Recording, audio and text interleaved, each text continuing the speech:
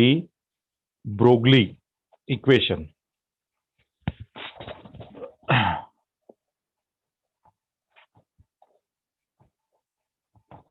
De Broglie equation. ठीक है. अब ये जो डी ब्रोगली इक्वेशन था, इसमें हम लोगों को बताया गया था कि wavelength is equal to H upon काय होतं, मास इंटू वेलोसिटी. बरोबर असंच होतं ना. Wavelength equal to H upon mass into velocity. अब यहाँ पे लैम्बडा का मतलब हमने क्या बताए थे, वेवलेंथ किसकी, ये वेवलेंथ रहेंगी सारी इलेक्ट्रॉन की. ठीक है. वेवलेंथ बोला तो इसका मतलब हमने, फटाफट आगे जाता हूं मैं. एच जो है तुमको मालूम है, प्लैंक कांस्टेंट है, वो प्लैंक कांस्टेंट है वो. अब यहाँ पे ये चीज इंपॉर्टेंट है, M is the mass of electron है, मास ऑफ इलेक्ट्रॉन. और वी जो है वेलोसिटी ऑफ इलेक्ट्रॉन है, वेलोसिटी ऑफ इलेक्ट्रॉन. अब हम लोगों को ये भी मालूम है कि mass into velocity equal to क्या रहता है, मोमेंटम रहता है. और मोमेंटम हम रिप्रेजेंट करते हैं पी से, इसीलिए यही इक्वेशन हो जाएगा lambda equal to H upon P. ठीक है. ये इक्वेशन दिया था डी ब्रोगली ने. ओके. अभी एक इंपॉर्टेंट बात ये समझना है, ये जो पूरा फॉर्मूला है, इस पे से हम वेवलेंथ निकाल सकते हैं, क्योंकि हमने कल ही बोले, कल की बात है, इलेक्ट्रॉन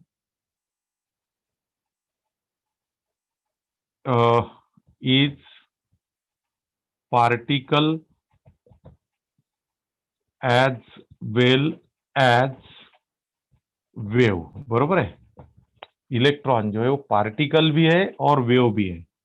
पार्टिकल इसलिए है क्योंकि उसको मास है, और वेव इसलिए है क्योंकि उसका डिफ्रैक्शन होता है, डिफ्रैक्शन. ठीक है.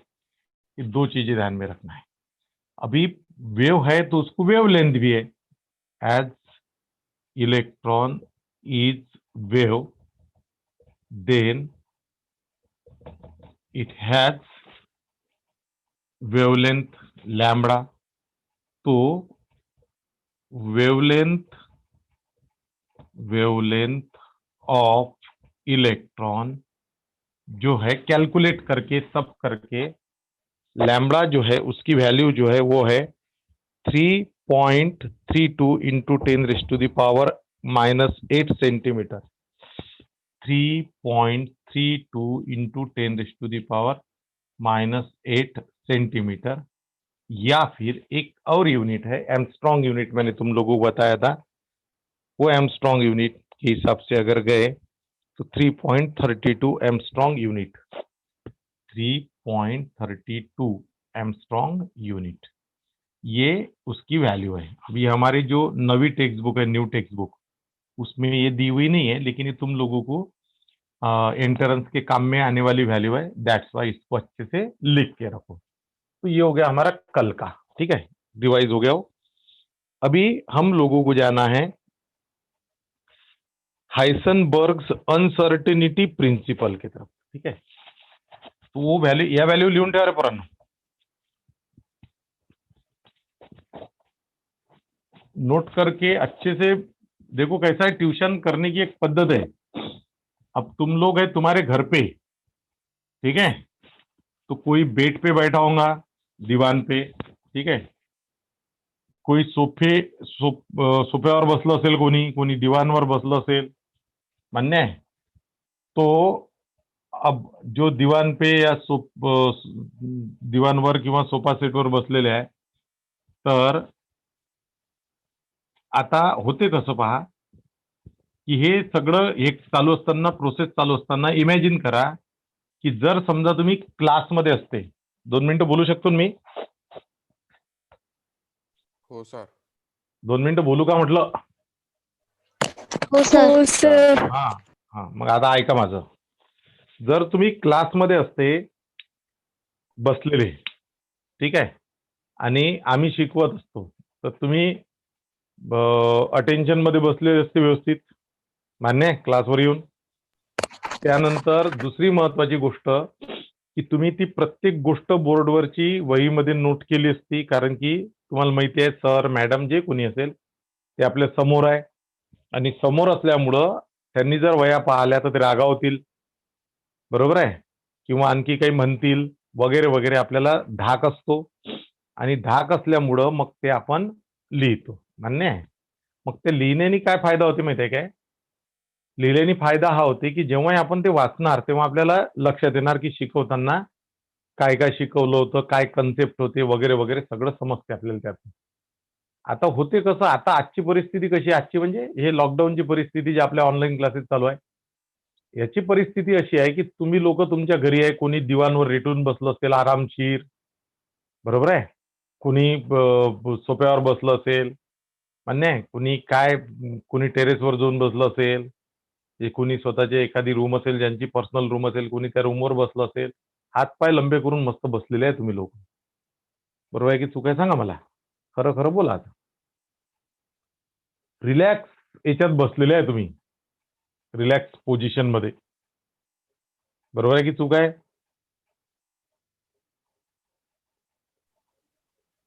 अरे बरोबर आहे की चूक आहे सांगा ना. Yes or no? Sir table चेअरवर बसलोय. हा टेबल आणि चेअरवर बसलोय. हा बर. आणखी बाकी? आता तू टेबलवर बसलेला आहे, आपलं चेअरवर बसलाय, टेबलवर नसून बसला तू, चेअरवर बसला असेल. सर आहे, टेबल पण आहे सर. अरे पण टेबलवर बसला आहे काय? हो सर. टेबलवर बसलाय? हो सर. मग चेअरवर कशाला ठेवली, पाय ठेवाले?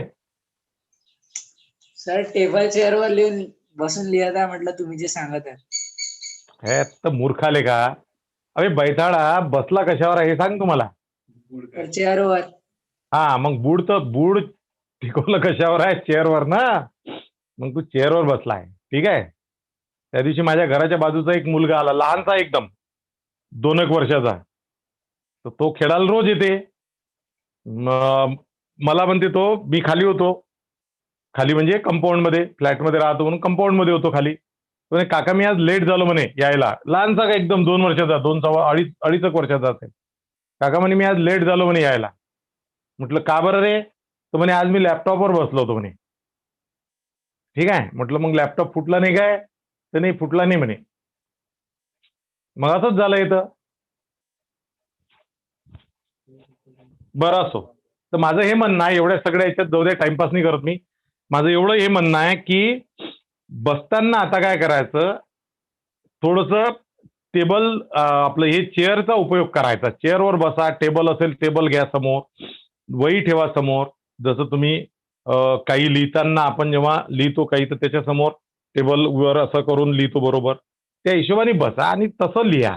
असं मस्त रेटून. त्या दिवशी माझ्या एका मित्राकडे गेलो होतो, त्याचा मुलगा पण ट्युशनमध्ये आहे, तर तो आरामशीर लॅपटॉप घेऊन मस्त असा रेटून, बिलकुल उशा विशा लावून, अशा साईडने उशा लावून मस्त आरामशीर बसला होता. काय चालू आहे? तर क्लास चालू आहे. एका पद्धत आहे? असं नाही होणार ना, असं नसते चालत. जरा अटेन्शन मध्ये बसा व्यवस्थित. आणि हे शिक्षण आहे, त्याला शिक्षणाच्या पद्धतीने घ्या, ठीक आहे. आलं का लक्षात? पोळा नाही आहे हा. नाही तर मग रोज तर तेच आहे, बसा आरामशीर, मग आरामशीर येतं, बसल्या बसल्या झोप येणे आणि मग ते चाललं सगळं. असं नका करू, थोडंसं व्यवस्थित बसा, हेच मला सांगायचं आहे. ओके, आता पहा तुम्ही बाकीचं काय करायचं आहे. तर आता आपल्याला पाहायचं आहे नवीन टॉपिक आपला आजचा, ठीक आहे. तर त्या नवीन टॉपिक कडे मी चाललो. त्याचं नाव, वेवलेंथ लिहिली तुम्ही? इलेक्ट्रॉनची वेवलेंथ लिहिली? हो लिहिली काय? सर. हा.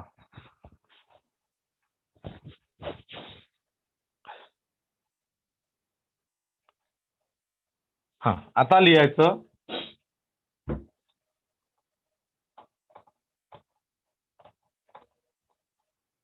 हायझनबर्ग अनसर्टेनिटी प्रिन्सिपल. अनसर्टनटी प्रिन्सिपल, ठीक आहे. आता हे समजून घ्यायचं.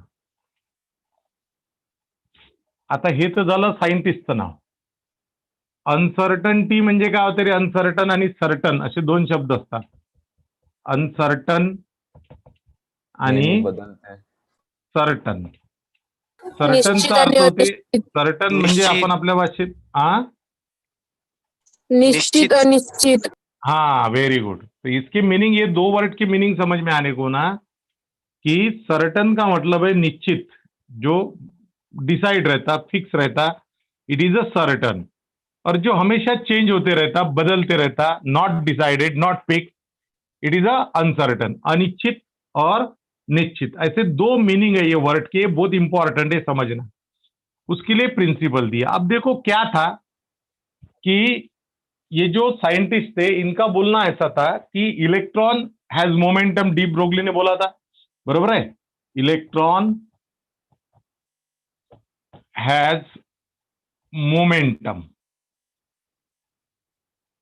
ठीक आहे। इलेक्ट्रॉनला काय असते, मोमेंटम असते, ही तो गोष्ट फिक्स झाली होती। अब इसका बोलना था ऐसा, चांगलं समजून घ्यायचं, इनका बोलना ऐसा था कि position of electron and momentum of electron not measure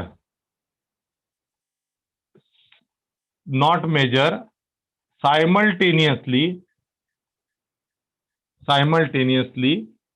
accurate, ठीक है। तर देखो इस सेंटेन्स मैंने क्या लिखा, पोजीशन ऑफ इलेक्ट्रॉनची पोजीशन आणि मोमेंटम ऑफ इलेक्ट्रॉनची पोजीशन, इलेक्ट्रॉन की पोजीशन और इलेक्ट्रॉन का मोमेंटम नॉट मेजर एक्यूरेटली, ठीक है। एकाच वेळेस साइमल्टेनियसली, एक के बाद एक बोलो या एक ही साथ बोलो, एक ही साथ, ये दोनों चीजें कौन सी चीजें, first thing is position of electron in orbit, और दूसरी चीज momentum of electron at that position, ये दोनों चीजें एक साथ एक्यूरेट, मेजर नहीं करू शकत असं नहीं, मेजर कर सकते लेकिन एक्यूरेट मेजर नहीं हो सकती, ऐसा उसका बोलना था। अब देखो मैं समझाता इसको, अच्छे समझो। ये है न्यूक्लियस और ये है मान लो इलेक्ट्रॉन, चांगलं समजून घ्या, मोठा कन्सेप्ट समजायला मोठा विचित्र आहे, ठीक आहे, चांगलं लक्ष देऊन ऐकायचं। ये इलेक्ट्रॉन है, ये न्यूक्लियस है, ये एक पर्टिकुलर सर्टन स्पीड से क्या होता है, ऐसे घूमता है ये, ठीक है, पर्टिकुलर सर्टन स्पीडनी हा असा फिरत असतो, झालं क्लियर। अब ये हो गई, ये जो यहां पे है वो इट इज अ पोजीशन, उसकी पोजीशन, ठीक है, ये यहां पे पोजीशन है और ये पोजीशन पे उसका, ये पोजीशन को डिटरमाइन करना और उसी पोजीशन पे उसका मोमेंटम डिटरमाइन करना।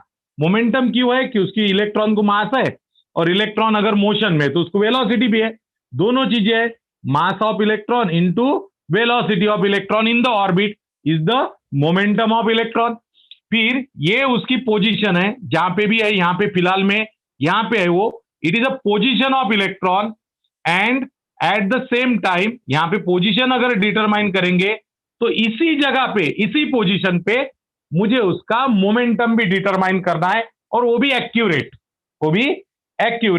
तो ये दोनों चीजें समजलं का, मला काय म्हणायचं होतं ते, position of electron in the orbit end at the same position जो तुम डिटरमाइन कर रहे हैं, निकाल रहे हैं, ठीक है, उसी पोजीशन पे उस इलेक्ट्रॉन का मोमेंटम मुझे निकालना है। तो पोजीशन और मोमेंटम दोनों एक साथ एक्यूरेटली डिटरमाइन नहीं करते आते, ऐसा बोलना था किसका, हाइंसबर्ग का, ठीक है। तो ये जो थे हाइंसबर्ग जो थे, उनका बोलना था कि momentum of electron end position of electron. लेकिन देखो एक बात और समझ लो, ये पोजीशन जो है ना, उसी पोजीशन पे मोमेंटम बोला है, नहीं तो पोजीशन यहां पे और मोमेंटम यहां का, ऐसा नहीं। जिस पोजीशन, जो पोजीशन जिस जगह पे तुम कैलकुलेट कर रहे, डिटरमाइन कर रहे, उसी पोजीशन पे इलेक्ट्रॉन का मोमेंटम भी क्या करना है, कैलकुलेट करना है। समझ में आता है, लक्ष देऊन लगा पहा, आता मी सांगतो, इकडे लक्ष द्या। कोणीतरी एक हे आहे, हा रस्ता है, समझ लो, एक मिनट अच्छे समझ लो, ठीक है। अभी ये रास्ता है, ये मान लो कोई तो भी प्लेस है, ठीक आहे. समर्थ हायस्कूल आहे, बडनेर अमरावती रोड आहे, समजून घ्यायचा आता. हा बडनेर अमरावती रोड आहे. ठीक आहे. इकडून बडनेऱ्याकडून अमरावतीकडे चाललेलो आहे आपण. ठीक आहे, चालेल. ठीक है, समझते बोलना, आपल्या एरियातलंच घेतो एग्जांपल मी. अब यहाँ पे समर्थ हाई स्कूल है. ठीक है, समर्थ हाई स्कूल वाला ये स्क्वायर है. तो यहाँ पे हम जा रहे हैं, ऐसे ये हो गई पोजीशन. यहाँ पे मैं रोड पे यहाँ पे हूं, लेकिन मैं स्टॉप नहीं हूं, मैं मोशन में हूं, मैं जा रहा हूं आगे. I mean continuous motion with certain speed. बरोबर आहे. हे जी स्पीड आहे फिक्स स्पीड आहे. इलेक्ट्रॉनची स्पीड जी असते ती फिक्स असते ऑर्बिटमध्ये. अभी मैं यहां से एक सर्टन स्पीड से जाऊंगा ऐसे. तो ये समर्थ हाईस्कूल का वो जो स्क्वायर है वो पर्टिकुलर जहां पे है वो पॉइंट मेरी पोजीशन हो गई. ठीक है ना. उस पोजीशन पे मैं पहुंच रहा हूं. ठीक है. तो वो पोजीशन भी मुझे वहां की पोजीशन भी कैलकुलेट करनी है. और उसी वक्त मेरे गाड़ी का मेरे गाड़ी का वजन और मेरे गाड़ी की वेलोसिटी, ये मोमेंटम भी उसी वक्त कैलकुलेट करना है. दोनों चीजें at the same point calculate करना है, ऐसा उसका बोलना था. ठीक है ना. मेरे गाड़ी का मोमेंटम और मेरे गाड़ी की पोजीशन ये एक ही पॉइंट पे कैलकुलेट करना है. तो पोजीशन डिटरमाइन करने तक, पोजीशन डिटरमाइन करेंगे तो उस वक्त क्या हो जाता है, ये पोजीशन पे अगर ये पोजीशन डिटरमाइन कर लिए तो वो पोजीशन पे ये डिटरमाइन करने तक क्या हो जाता, पोजीशन चेंज हो जाती. यहां पे पहुंच जाता हूं. ये पोजीशन डिटरमाइन केली आपण, म्हणजे या इथं आपल्याला मोमेंटम, हे पोजीशन आपण ठरवली. यहां पे मोमेंटम और मोमेंटम कैलकुलेट करने तक वो इलेक्ट्रॉन आगे पहुंच जाते हैं यहां पे. फिर पोजीशन ये हो गई और मोमेंटम यहां का कैलकुलेट कर रहे तुम. आ रही क्या बात समझ में. और अभी फिर ये पोजीशन अगर डिसाइड किए तो यहां का मोमेंटम डिटरमाइन करने तक, मेजर करने तक वो इलेक्ट्रॉन यहां पे पहुंच जाता है ऐसे. तो उसको ये बोलना था कि position of electron in orbit और momentum of electron at that position, ये दोनों एक साथ एक्यूरेटली कैलकुलेट नहीं हो सकते. कैलकुलेट हो सकते लेकिन वो एक्यूरेट नहीं रहेंगे. समझ में आ रही बात. एवढं समजलं का सांगा मला. नेत लक्षात. हो सर सर. समजलं. पक्क. पा एकदम सोपी गोष्ट आहे, जास्त कठीण काहीच नाही. मी सांगतो तेवढं माझ्याकडे पाहून, माझ्याकडे लक्ष द्या, माझ्या चेहऱ्याकडे पहा. मी तुम्हाला बरोबर सांगतो. पहा कसा आहे, इलेक्ट्रॉन जो आहे थोडंसं असं कॉन्सन्ट्रेट करायचं, त्यात मन घालायचं. काय असते इलेक्ट्रॉन तुम्हाला माहिती आहे, तो ऑर्बिट कसा असते हे तुम्हाला माहिती आहे. बरोबर आहे ना. मग आता हा इलेक्ट्रॉन एका सर्टन स्पीडनी फिरत आहे की नाही, असा गोल गोल गोल गोल. मग त्याची एक कोणती पोझिशन मी डिसाईड केली. आता फिरणाऱ्या अवस्थेतच जब वो घूम रहा है ऐसे, आता मी मराठीतच सांगतोय, मराठीतच ऐकून घ्या. जेव्हा तो असं फिरत असतो, त्या फिरण्याची पोझिशन, तो स्टॉप नाही आहे ना. मला सांगा बरं, हे जर ऑर्बिट आहे तर तो असा स्टॉप आहे का एका ठिकाणी. एका ठिकाणी स्टॉप आहे, तिथं त्याची पोझिशन आपण फिक्स केली, तिथं इलेक्ट्रॉनला थांबवलं, तिथं त्याचं मोमेंटम मोजलं. आता त्या ठिकाणी मोमेंटम तर झिरो राहील, कारण की जर स्टॉप आहे तर वेलॉसिटी किती, zero. Mass into zero equal to zero. आलं लक्षात तुमच्या. म्हणून मग तो मुव्हिंग स्टेटमध्ये आहे. मुव्हिंग स्टेटमध्ये असेल तरच मोमेंटम असेल ना. मुव्हिंग स्टेटमध्ये जर नाही आहे, कोणती बॉडी जर रेस्टमध्ये आहे तर तिला मोमेंटम तरी असते का. नाही. हा, मोमेंटम करता तो मुव्हिंग असणे कंपल्सरी गोष्ट आहे. मग हा इलेक्ट्रॉन मुव्हिंग स्टेटमध्ये आहे. मग आता याची हे मुव्हिंग स्टेटमध्ये असा चालू आहे तो कंटिन्युअसली. तर एका पर्टिक्युलर पोझिशनवर मला त्याचं मोमेंटमही मोजायचं आहे आणि त्याची ती पोझिशनही काढायची आहे. या दोन्ही गोष्टी एका सोबत ॲक्युरेटली डिटरमाइन केल्या जात नाही, असं म्हणणं होतं हाइन्सबर्गचं. कोणाचं होतं. ठीक आहे. मग आता त्यानं म्हटलेलं आहे की position of electron and momentum of electron not measure simultaneously accurate. There is a certain, म्हणजे काही ना काही प्रमाणात त्यात इनॲक्युरेसी असते. काही ना काही प्रमाणात काय असते त्यात, in accuracy. Total 100% correct value त्याची निघत नाही. कुठं ना कुठं थोडा ना थोडा गडबड झाल्याशिवाय राहणार नाही. जर तुम्ही पोझिशन ॲक्युरेट काढली, ऐका बरोबर, जर पोझिशन ॲक्युरेट काढली तर तुमचं मोमेंटम चुकते, आणि मोमेंटम जर ॲक्युरेट काढलं तर मग तुमची पोझिशन चुकते. पटलन बोलना. जेवढं तुम्ही मोमेंटम ॲक्युरेट काढणार, जितना तुम मोमेंटम ॲक्युरेट निकालेंगे उतना उसकी इलेक्ट्रॉन की पोजीशन गलत होते जाएंगे. ये जितना सर्टन रहेगा, ये जितना तुम डिसाइड करेंगे, फिक्स करेंगे, निश्चित करेंगे, ये जितना सर्टन रहेगा उतना ही ये अनसर्टन रहता. जेवढं हे चांगलं ॲक्युरेट काढणार तेवढं हे इनॲक्युरेट येते. म्हणजे जेवढं हे तुम्ही सर्टन करणार तेवढं हे अनसर्टन होते. ठीक है, ये जितना सर्टन करेंगे, ये जितना एक्यूरेट निकालेंगे, उतना ये अनसर्टन होते जाता, और ये जितना सर्टन करेंगे उतना ये अनसर्टन होते जाता. म्हणजे तुम्ही दोन पैकी एक्झॅक्ट काय करू शकता, एकाची एक काढू शकता, एक तर पोझिशन किंवा मग मोमेंटम. एक तो पोजीशन तुम एग्जैक्ट निकाल सकते या फिर तुम मोमेंटम एग्जैक्ट निकाल सकते, लेकिन दोनों भी एक ही साथ निकालना, एग्जैक्ट निकालना, इट इज नॉट पॉसिबल. जो बोला है हमको हाइजेनबर्ग ने. किसने बोला है? हाइजेनबर्ग ने म्हटलेलं आहे की पोझिशन, एक तर तुम पोझिशन ॲक्युरेट काढा तर मोमेंटम चुकणार, आणि मोमेंटम जर ॲक्युरेट काढलं तर पोझिशन चुकणार. जितनी पोझिशन ज्यादा करेक्ट रहेंगी, सुनो अच्छे से, जितनी पोजीशन ज्यादा करेक्ट रहेंगी उतना ही मोमेंटम अनसर्टन होते जाएगा, गलत होते जाएगा. और जितना मोमेंटम एग्जैक्ट निकालेंगे, जितना मोमेंटम करेक्ट निकालेंगे, उतनी पोजीशन गलत होती जाएंगी. समजलं बोलणं? हो सर. पक्क? हो सर. याला लक्षात. बऱ्याच लोकांचा हो सर तर येऊनच नाही राहिलं मला. हो सर. दोन पैकी एकच कोणतं तरी तुम्ही एक्झॅक्ट काढू शकता. जर दोन्ही समजा तुम्हाला बरोबर बरोबर काढायचे आहे तर मग दोघांमध्ये थोडं थोडं चूक राहील. हेही थोडंसं गडबड राहील आणि हे पण थोडंसं काय राहील, गडबड राहील. ठीक आहे, त्याच्याकरता आपल्याला त्यांनी एक इक्वेशन दिलेलं आहे. घ्या पटापट, घ्या लवकर लवकर. त्याच्याकरता त्यांनी आपल्याला एक इक्वेशन दिलेलं आहे. ते इक्वेशन मी तुम्हाला सांगतो.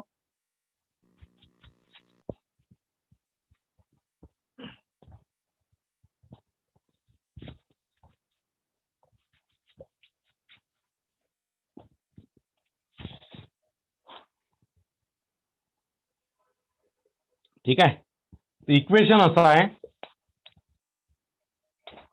Delta X delta P delta X into, इथं डॉट देतो काय, into delta P equal to और ग्रेटर देन और equal to H upon 4 pi, असं ते इक्वेशन आहे. हे इक्वेशन दिलं. आता या इक्वेशन मध्ये पहा, डेल्टा एक्स जो आहे हे आहे म्हणजे जो फॉल्ट आहे ना, फॉल्ट मेजर करण्यात जो फॉल्ट आहे, समजा एक्झॅक्ट मला 10 पाहिजे पण मी ते 10 मोजूच शकत नाही. ठीक आहे का, हे सर्टन व्हॅल्यू झाली, हे फिक्स व्हॅल्यू झाली. ते काहीतरी 9 समजा 9.1 असं काहीतरी भरून राहिलेलं आहे. तर हा जो दोन मध्ये डिफरन्स आहे ना, 9.9 पकडा, 0.1चा जो डिफरन्स आहे ना, दिस डिफरन्स इज दॅट.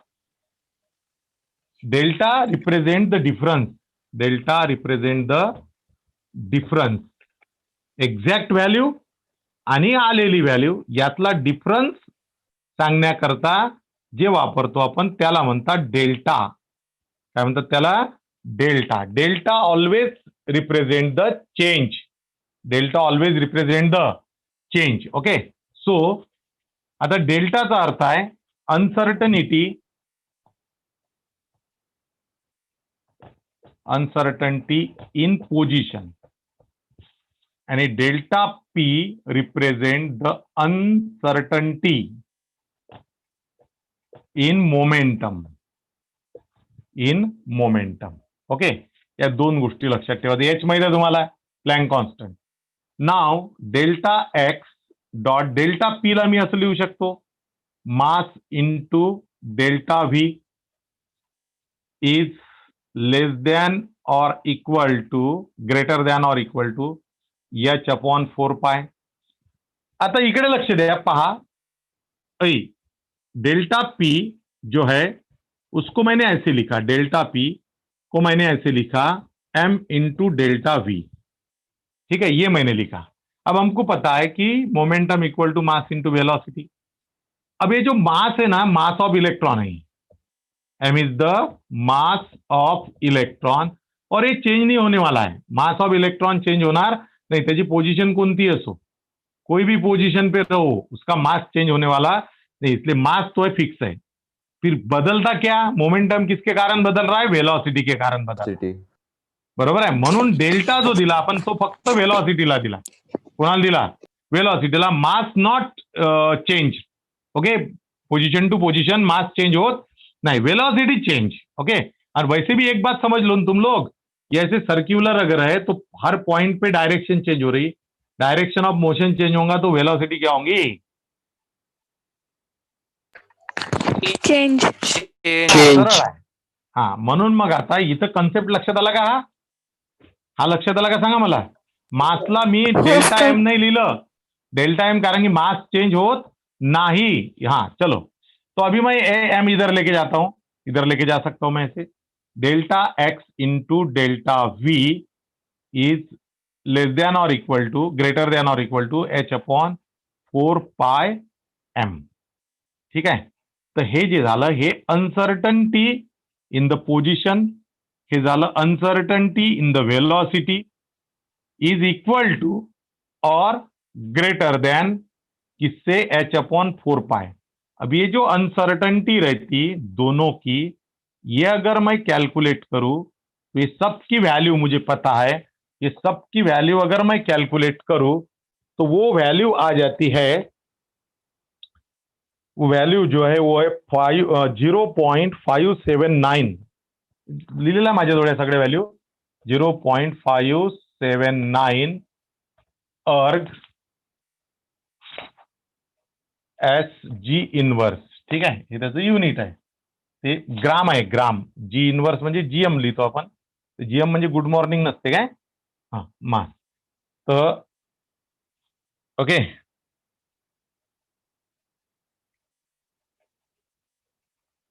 आलं लक्षात? तर हे झालं आता तुमचं त्याची व्हॅल्यू कोणाची. आता तुमच्या पुस्तकात पहा, एक गोष्ट लक्षात घ्या, तुमचं जे पुस्तक आहे, अय पिल्ले हो, तुम्ही पेज नंबर 44 काढा पहिले. तुमच्या पुस्तकातली एक चूक सांगतो मी तुम्हाला. दिसलं का? पाहिलं काय? हो सर. त्याच्यात पहा, हेच इक्वेशन आपण लिहिलं आहे, delta X multiplied by delta P. S लिहिलाय त्यांनी, एक्स लिहिला वाटते. ठीक आहे, जे काही असेल ते. त्यात पहा एम जो आहे ना दुसऱ्या इक्वेशन मध्ये आहे, दुसऱ्या ह्याच्यात पहा एम. हा, एम नाही टाकला, एम टाकून द्या तुम्ही तो खालच्या इक्वेशन मध्ये, जे तिसऱ्या नंबरचा आहे ना, 4 पाय एम करा तिथे, 4 पाय एम, आणि त्याच्या बाजूनच ही व्हॅल्यू लिहून ठेवा. हे सगळं कॅल्क्युलेट केलं तर एवढं येतं ते.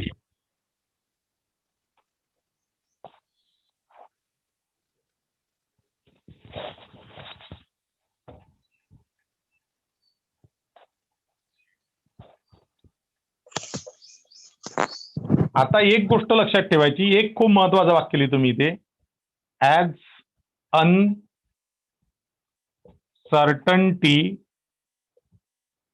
In position decreases then position decreases, then uncertainty in momentum increases. हे खूप महत्वाचं वाक्य आहे. As uncertainty in position decreases then uncertainty in momentum increases. किंवा ऑर मध्ये मी असे लिहू शकतो त्याला, as uncertainty in momentum decreases, then uncertainty in position increases. ठीक आहे, समजलं काय? दोन वाक्य लक्षात आलं काय? जेवढं तुम्ही एक ॲक्युरेट करत जाल, दुसरा तेवढा बिघडत जाते. सरळ भाषेत, आपल्या भाषेत, जितना एक ॲक्युरेट करते जाएंगे उतना दूसरा अपने आप बिगड़ते जाएगा. इतनी बात पक्की है. समजलं ना मुलं?